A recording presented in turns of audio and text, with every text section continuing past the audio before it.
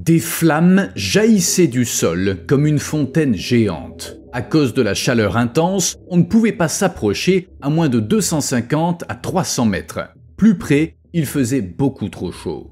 Toute la zone était couverte de suie. Tout ce qui pouvait brûler avait déjà brûlé.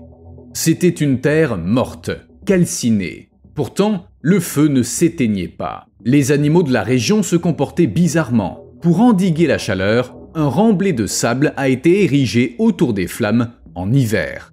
Un témoin arrivé sur place en hélicoptère a affirmé que le volume des flammes et des explosions incessantes était assourdissant, au point de couvrir le bruit du moteur. On aurait dit le rugissement de centaines de réacteurs d'avions et de tirs de canon.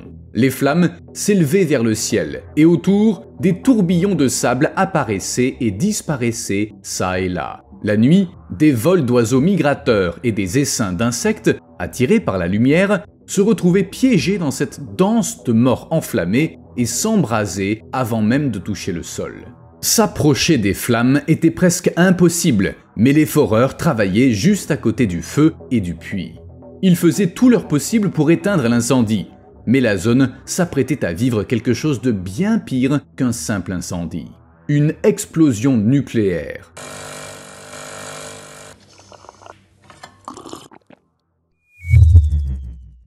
Voici un rappel discret de faire une petite chose sous la vidéo.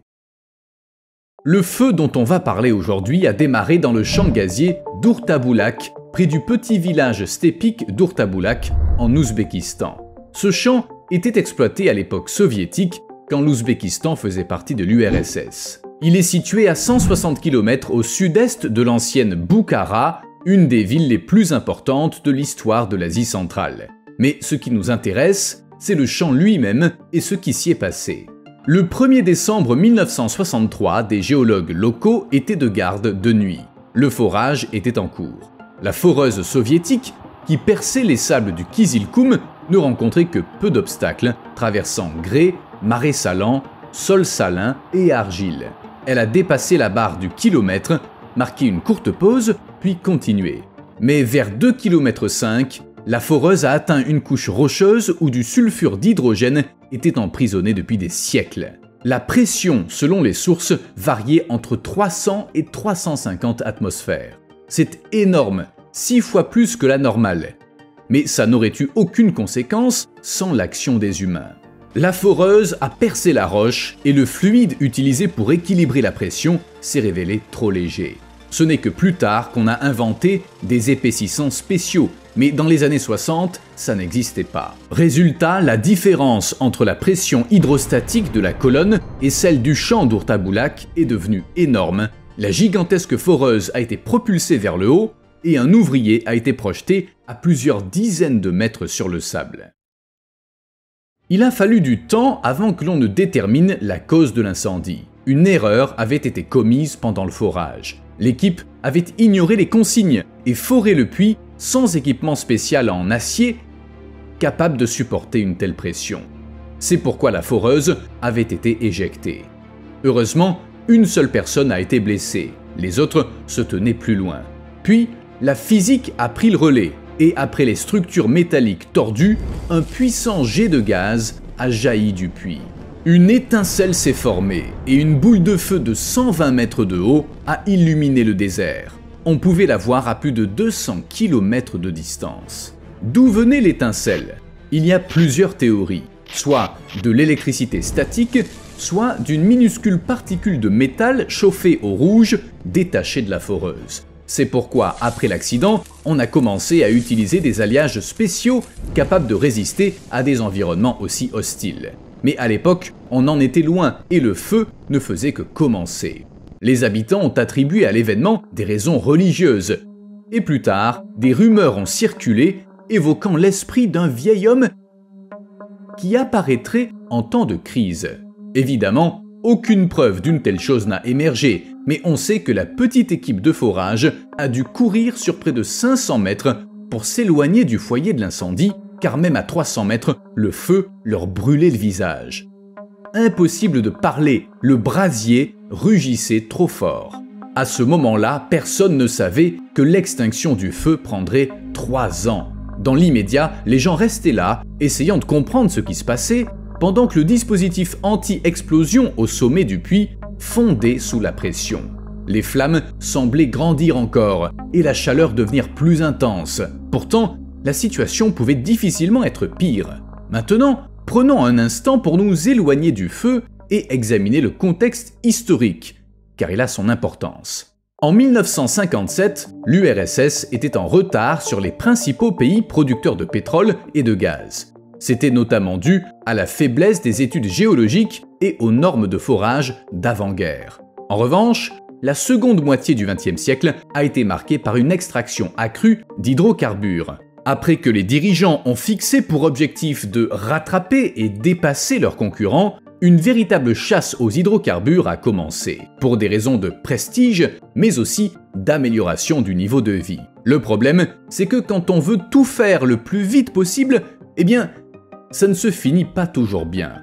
En Europe et aux États-Unis, on commençait tout juste à maîtriser le forage profond, mais l'URSS ne voulait pas être à la traîne et le pays a sauté quelques étapes. Après la découverte du gigantesque champ gazier de Gazli dans la région de Boukhara en 1956, l'Ouzbékistan est devenu la principale région productrice de gaz de l'URSS pendant 20 ans. Tous les médias soviétiques en parlaient. De telles catastrophes, fréquentes à l'époque, étaient passées sous silence. Un des accidents les plus célèbres a eu lieu dans la région pétrolière et gazière de Boukhara-Khiva. C'est là que, vers le milieu des années 60, plusieurs champs de gaz et de pétrole grands et moyens ont été découverts, dont le tristement célèbre Urtabulak.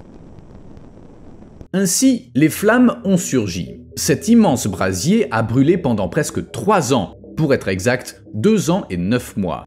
Pendant tout ce temps, sa hauteur atteignait 120 mètres pour un volume de gaz brûlé d'au moins 12 millions de mètres cubes par jour. Selon une autre estimation, c'était encore plus, entre 18 et 20 millions de mètres cubes par jour. Pour vous donner une idée, la ville de Leningrad, aujourd'hui Saint-Pétersbourg, consommait à peu près cette quantité de gaz quotidiennement. En 3 ans, 15,4 milliards de mètres cubes de gaz ont été perdus. Bien sûr, la question d'éteindre le feu s'est posée dès le début, mais il n'existait pas d'agence spécialisée dans ce type d'accident en URSS à l'époque.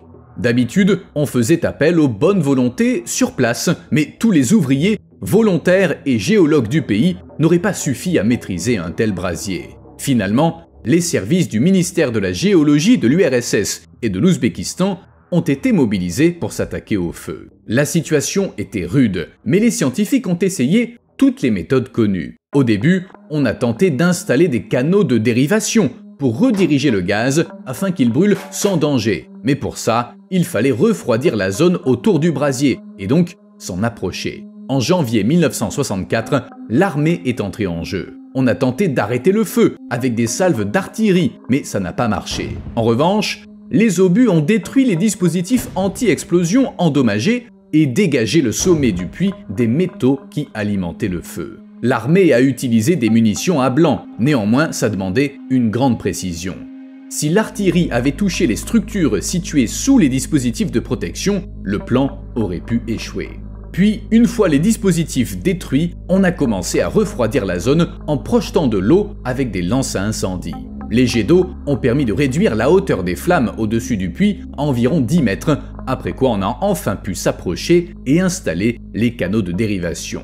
On en a posé pas moins de 9, et le gaz a immédiatement commencé à s'écouler le long de ces canaux, s'éloignant du puits où il brûlait sans discontinuer. Cependant, le puits numéro 11 ne s'est pas laissé faire, et la pose des canaux a entraîné un pic de pression. Ainsi, le gaz s'est infiltré dans d'autres couches souterraines autour du puits initial. Ce gaz était riche en sulfure d'hydrogène et il formait des cratères à la surface, d'où jaillissaient des fumées toxiques. On les appelait des griffons et par ces trous, le gaz empoisonnait le sol, les lacs et l'air à proximité. Mais le plus effrayant, c'est que les griffons se propageaient et ils s'approchaient dangereusement des zones habitées. C'était bien trop risqué, alors les canaux de dérivation ont été retirés, détruits à l'artillerie eux aussi. 2 années de plus ont été consacrées à essayer d'arrêter le flux de gaz avec des méthodes traditionnelles. Des puits de secours ont été forés pour tenter de pomper du fluide dans la formation gazière. Mais aucun des puits forés n'a atteint le conduit d'où le gaz s'échappait et brûlait. Tout ça parce que le conduit, c'est-à-dire le puits initial numéro 11, n'avait pas été foré verticalement, mais en biais, avec un rayon de déviation de 120 mètres. Les équipes n'avaient aucune idée de l'endroit exact où forer pour l'atteindre. Ainsi, les flammes continuaient de brûler. À 25 ou 30 km de là, un camp temporaire a été installé où géologues, ouvriers, volontaires et autres spécialistes se sont établis. Certains y sont demeurés 3 ans pendant que le feu faisait rage. Et ils ne restaient pas inactifs. Pour refroidir le sol, ils versaient de l'eau du lac le plus proche dans le puits et ils entouraient le cratère de barrières de sable. Selon des ouvriers, pour travailler, il fallait garder la tête baissée en permanence pour ne pas risquer de se brûler les sourcils et les cils, d'inhaler de l'air brûlant et de se brûler les poumons. Sans parler du bourdonnement à basse fréquence qui ne s'interrompait jamais. Comme je l'ai déjà dit, il évoquait le bruit de moteurs d'avion qui rugissaient. Au fait, en parlant d'avion, l'endroit a été signalé comme une zone dangereuse sur les cartes. La température dans un rayon de 400 mètres était de 50 degrés à l'ombre. Sur les maisons les plus proches, à des dizaines de kilomètres à la ronde, de la cendre recouvrait les toits et les habitants souffraient d'une toux constante. Je rappelle qu'on parle d'un désert. Vous imaginez à quel point les conditions sont devenues brutales quand le feu s'est mis à brûler. Les vétérinaires qui ont étudié la faune dans la zone sinistrée ont observé des anomalies de comportement chez les animaux. Les oiseaux migrateurs survolant la zone perdaient leur chemin et tournaient autour de la torchère, criant, ne quittant l'endroit qu'au matin. D'autres brûlaient sur place, de nombreux oiseaux sont morts. Gazelles de Perse, gerbilles, gerboises, chats de palace et autres animaux locaux ont dû migrer ailleurs. Heureusement, le désert s'étendait sur 300 000 km², ils avaient de l'espace où se replier. Les seuls qui semblaient apprécier le feu étaient les serpents, scorpions et autres bestioles rampantes qu'on préfère éviter. Aucun d'eux n'a migré et il rendait la situation encore pire pour les autres animaux. En fin de compte, il est devenu clair que les moyens habituels de lutte contre le feu ne suffisaient pas. Il fallait trouver autre chose. Et le 19 décembre 1965, le Conseil des ministres de l'URSS a ordonné au ministère de la Géologie et au ministère de la Construction d'éteindre le brasier à l'aide d'une explosion nucléaire souterraine. Je sais, ça évoque le fait de combattre le feu avec de l'essence, mais c'est plus compliqué que ça. Les explosifs nucléaires ont d'abord été développés comme armes de guerre, mais après la fin de la Seconde Guerre mondiale, on a commencé à réfléchir à des moyens pacifiques d'utiliser cette technologie. Scientifiques et ingénieurs ont envisagé de creuser des canaux ou d'envoyer des gens dans l'espace avec la propulsion nucléaire. Peu avant l'incendie, le gouvernement avait lancé un programme appelé Explosion nucléaire pour l'économie nationale. Il visait à étudier les utilisations possibles des explosions nucléaires à des fins pacifiques, notamment dans l'industrie, enfin dans tous les domaines. L'URSS n'était pas le seul pays disposant d'un tel programme, mais c'est là qu'on a réussi à mettre les explosions nucléaires au service de la vie civile. Combattre l'incendie du puits de gaz en est devenu un des premiers exemples. L'idée d'éteindre la torchère avec de l'énergie nucléaire a été approuvée au niveau gouvernemental et confiée au futur Institut de recherche scientifique pan-soviétique de physique expérimentale. L'Institut avait déjà contribué au projet Tchagan, la première explosion thermonucléaire industrielle. Les chercheurs ont tout étudié minutieusement et ils en ont conclu que faire exploser une charge thermonucléaire pour sceller le canal du puits était le seul moyen possible d'éteindre le feu. Les travaux ont été menés aussi vite que possible pour sauver un maximum de gaz. Malgré ça, une préparation géologique et des tests de l'équipement de forage approfondis ont été réalisés sur un site près de Moscou. Ça a permis de régler tous les détails de l'opération. La charge nucléaire a été préparée dans la ville fermée d'Arzamas 16. Les employés du site étaient aussi responsables du transport et du stockage de la bombe. Un élément clé du projet était la propreté de la charge thermonucléaire, c'est-à-dire que les produits de l'explosion devaient contenir le moins possible de fragments de fission, la plupart de l'énergie venant de la fusion. Les chercheurs voulaient minimiser les effets négatifs de l'explosion. Enfin, la position exacte du puits a été déterminée. Il se trouvait à 50 ou 60 mètres au nord-est du trajet vertical prévu, déviant à une profondeur d'environ 1500 mètres. Une fois la position connue, un autre puits a été foré pour procéder à la destruction du premier. Il devait permettre de placer le dispositif nucléaire aussi près que possible du point visé. Le diamètre du nouveau puits était de 40 cm et grâce à lui, la charge a été placée à 1532 mètres sous la surface. La situation était compliquée par le fait que la température à cette profondeur atteignait 73 degrés, alors que la charge ne pouvait supporter que 40 degrés. C'est pourquoi un revêtement de refroidissement spécial a dû être développé. Le puits disposait aussi de son propre système de refroidissement, un mélange d'argile pré-refroidie dans des échangeurs de chaleur. De nombreux équipements ont aussi été livrés sur place, dont des moniteurs radiologiques et sismiques. Après tout, l'expérience était une première. Un centre de commandement a été installé sur site, spécialement construit par le laboratoire d'armes nucléaires d'Arzamas. Il a aussi fallu poser tout un réseau de câbles pour transmettre les signaux depuis le poste de commandement souterrain. Le dispositif nucléaire était enfermé dans un cylindre allongé que l'on a descendu lentement 33 cm par seconde dans le puits avec des outils spécialement conçus. Ce cylindre, qui contenait le dispositif nucléaire, avait aussi été conçu sur mesure. Quand la charge a été placée, le puits a été rempli de ciment jusqu'en haut. C'était nécessaire pour empêcher les produits de l'explosion de remonter à la surface. Enfin, tout le monde a été évacué dans un rayon de 5 km pour des raisons de sécurité. Personnel et véhicules ont été retirés, ne laissant que les serpents et les scorpions. Et bien sûr, les flammes. Sur ces images, on peut voir le système automatisé procéder au compte à rebours. La charge nucléaire a été déclenchée à 9h30 le 30 septembre 1966. L'explosion s'est révélée étonnamment peu spectaculaire. Rien à voir avec l'idée qu'on se fait d'une explosion thermonucléaire.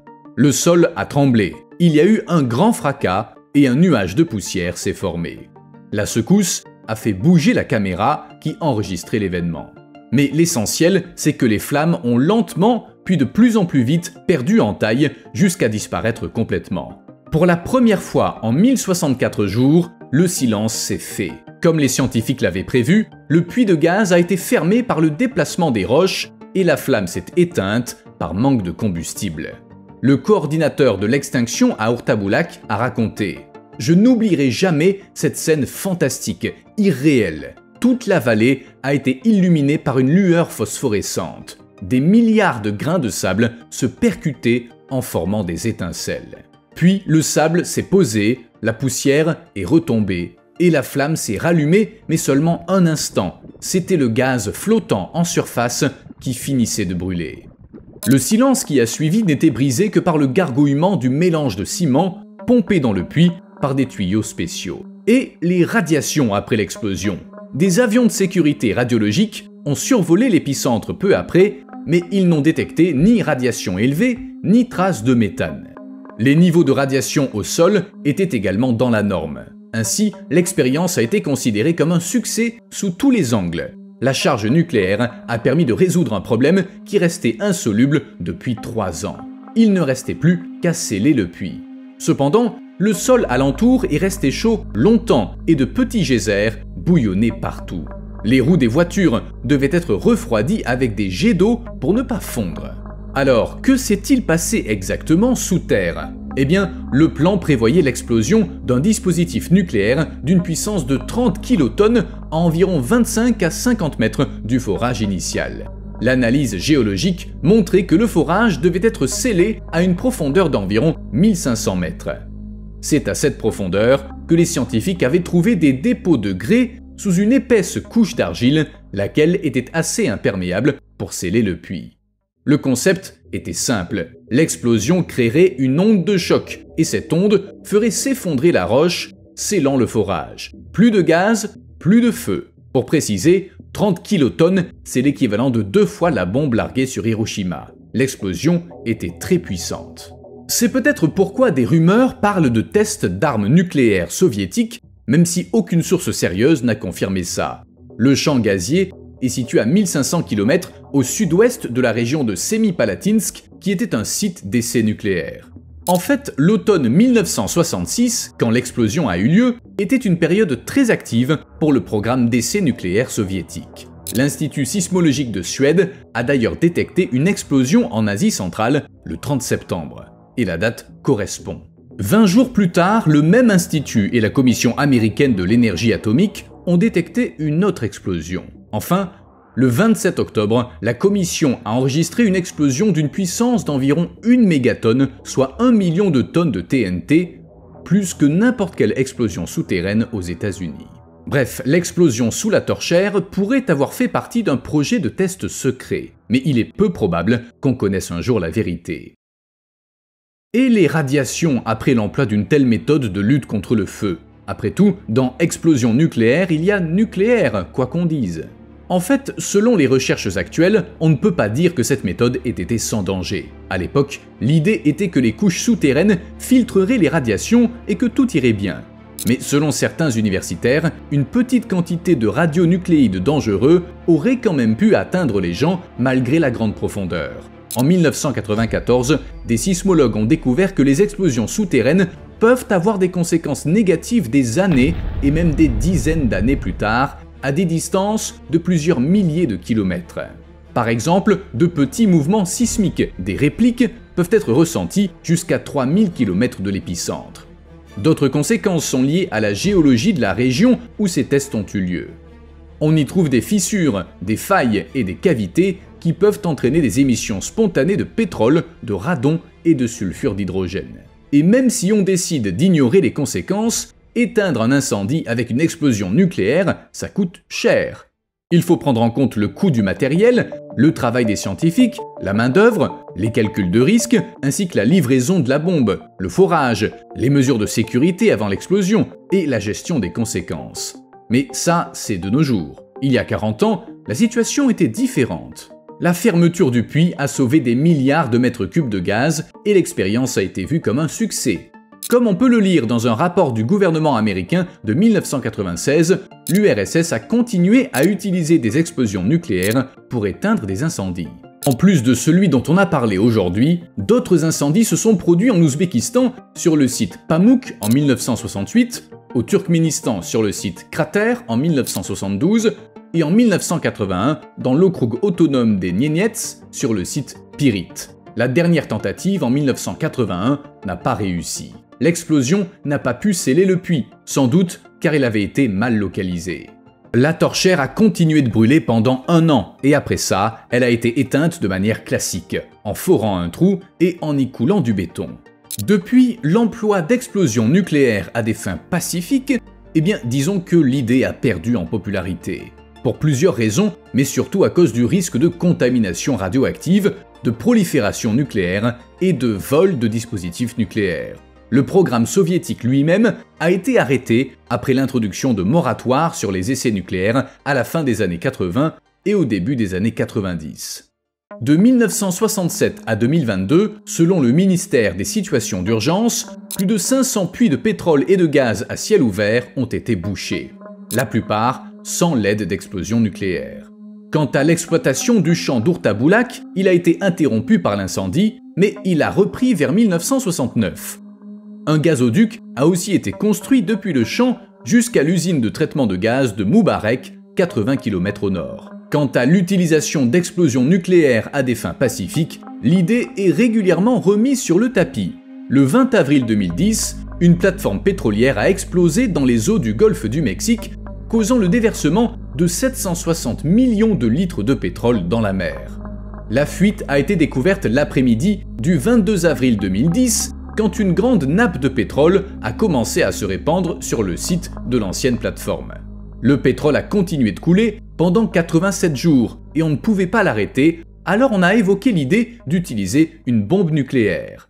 La solution nucléaire a été vantée en ligne et dans les médias pendant des semaines. Washington a rejeté l'idée à plusieurs reprises et les dirigeants de British Petroleum, la compagnie propriétaire de l'installation, refusaient de procéder à une explosion, nucléaire ou non. Mais en l'absence d'autres solutions, les discussions sur la nécessité d'une explosion pour sceller le puits ont continué. Viktor Mikhailov, ancien ministre russe de l'énergie nucléaire et physicien nucléaire réputé, était souvent cité. D'après lui, 10 kilotonnes auraient suffi pour résoudre le problème et ça aurait causé bien moins de dégâts que la fuite elle-même.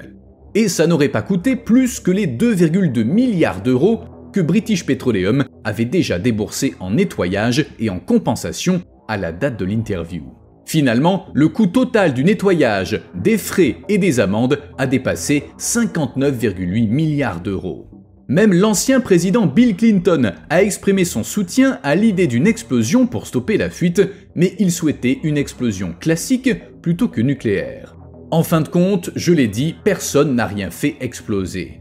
Mais même si un demi-siècle s'est écoulé depuis l'explosion en Ouzbékistan, l'idée d'utiliser le nucléaire pour gérer une catastrophe est toujours présente dans les esprits et je suis sûr qu'on en entendra parler à nouveau.